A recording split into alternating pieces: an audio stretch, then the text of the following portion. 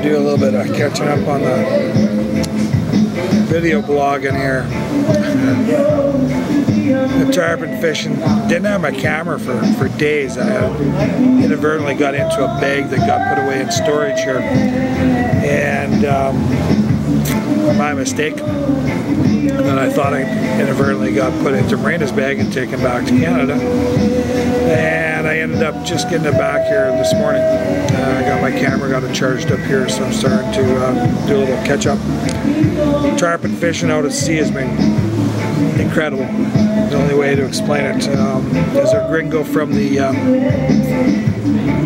from the prairies. Pull into a 5 to 10 acre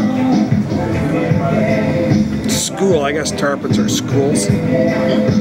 Of them jumping and feeding on the surface when it's just this kind of a froth of hundreds and hundreds and hundreds. I don't have any idea how many tarpon would have been there. There were many hundreds jumping and on the surface, and you can see them from a long ways away. You can see the glint in the sunlight. And it's amazing. It's truly one of the most remarkable things I've ever seen in my life. And when you pull in there, put your boat right in the middle of them, you kind of get, not that I was ever, use the word scared, but I was most certainly amazed at how many of these 100+ pound fish that was, and we're talking within 5 and 10 meters of the boat, underneath the boat, around the boat, jumping all over. And when you throw out, we're using these big jigs. Now when you throw it out, you better be hanging on to it, because boy, I tell you, they'll hit it immediately. And it's truly amazing. One of the more amazing things I've ever done. It's incredible. The only way to explain it. Went out the first day with my little boat. It was very calm out, and everything was great. Caught lots of tarpon. Went out in the morning, went again in the afternoon, catching tarpon. I got into the same school, both in the morning and the afternoon. It was amazing. Then we went out the next day, and the sea, it had rained overnight. The wind was up, and the sea was rough. And it was rough. The first day we went out there, there's boats all over the place. Everybody's out. Went out the second day, and there's nobody out. Nobody. Except us in this little riverboat of mine. And go way out there and battle. Took us an hour and a half to get out to where we wanted to be. We had to go out from Tortuguero.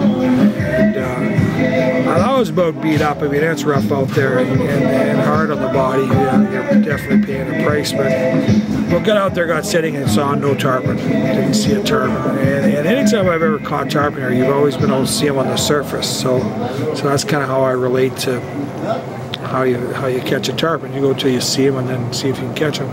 But anyway, so we're sitting there and we're just kind of resting. We're about a mile and a half off the shore, just off Colorado.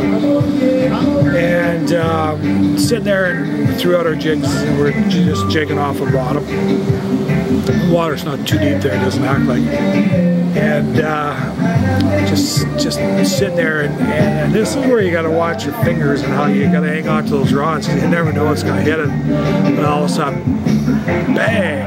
And there was a big tarpon hit my line, and but you know, I'll be hanging on because they hit it hard. And within 2 seconds, another tarpon hit Alvaro's line, and so we got 2 tarpon on, and out in the middle of the ocean in very rough water. And I look up just about that time, and I see this big boat coming out of Colorado.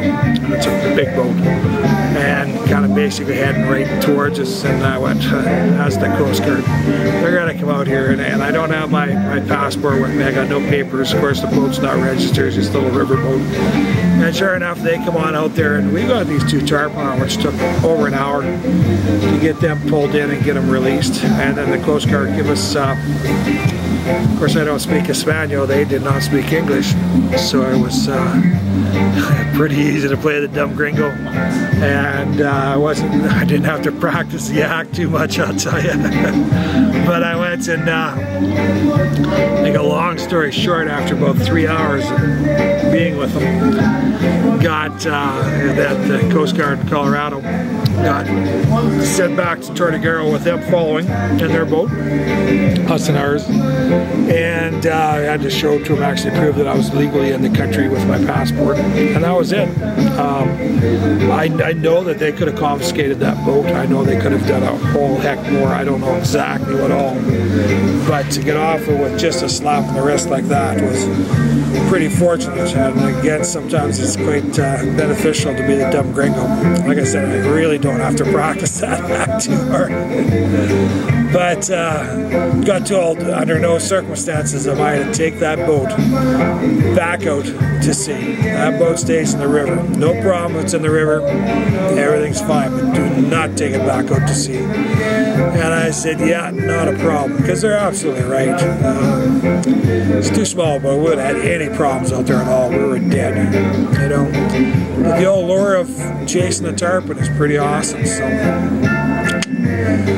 again, God protects drunks and fools. I've always been a fool, and every once in a while I have a few drinks, so I guess I still qualify for a drunk, so I guess I'm 3/4 still safe anyway. Don't want to push it though. That's getting a little bit iffy going out in those really rough waters in a small boat like that. That was dumb, and I knew it when I did it, but just again, chasing those god-awful tarpon gets some, it's called tarpon fever. Gotta go.